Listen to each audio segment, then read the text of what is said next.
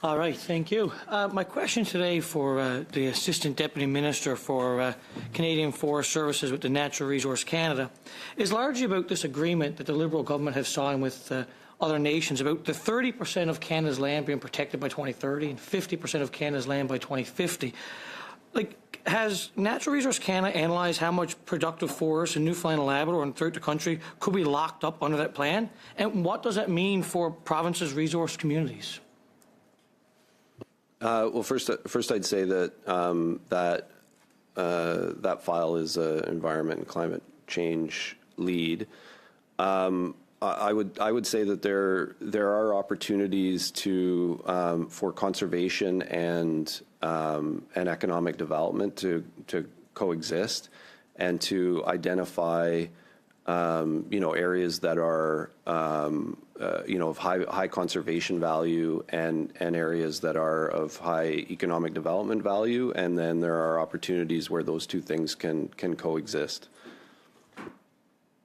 Yeah, I see you mentioned talking about how it's an environmental lead, but it greatly affects the forestry industry. I mean, when I look at this, it looks to me that 50% of our forest and our land is going to be protected, unable to be managed and harvested in 2050. I know many of you guys may not be in this room in 2050, but I might still be around in my generation. So I think we need to keep looking at that. We have a big issue in Newfoundland with forest fires and our forests getting older.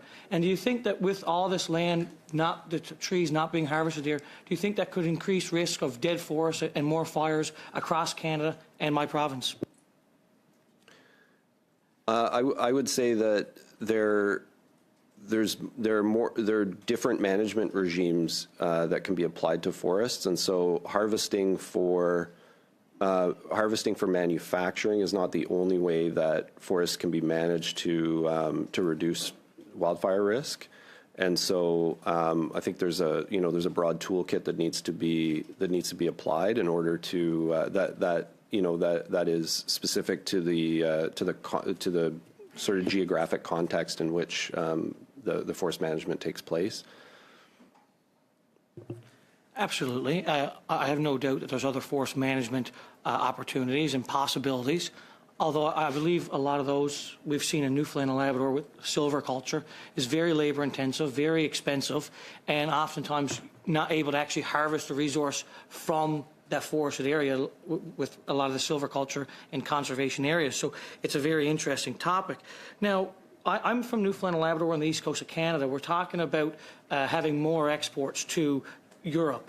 We had a German councillor, I believe it was, and other European leaders come to my province looking for energy, looking for natural gas and other energies, looking for clean energy specifically as well.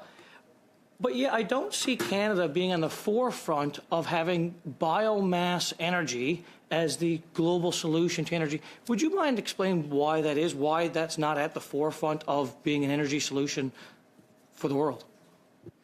Well, Canada does actually export a lot of wood pellets. It is a major export for Canada. I'll be on a trade mission in a couple of weeks to Japan, which will include Drax, which is a major exporter of wood pellets, not only to Europe but also to Asia. So I actually think that is a component of our sort of contribution to the world's energy needs.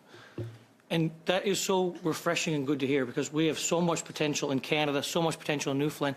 Our forestry industry in Newfoundland has been in major decline in the past few decades. We've had the Grand Falls pulp and paper mill closing. The pulp and paper mill in Corner Brook has sometimes had its ups and downs, but I've been talking to people in the forestry. Our forest is getting very old, getting very dry. We're seeing more fires. But we're able to make a lot more products in Newfoundland. But we're also, I think, able to tap into this biomass energy industry.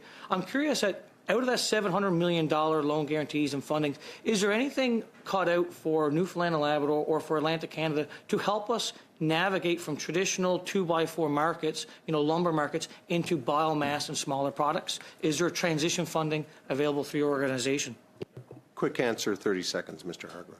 So the $700 million is delivered through through BDC. There are no regional carve-outs, but firms in Newfoundland, softwood lumber producers, remanufacturers in Newfoundland would be eligible to access those loan guarantees through their financial institutions and through BDC.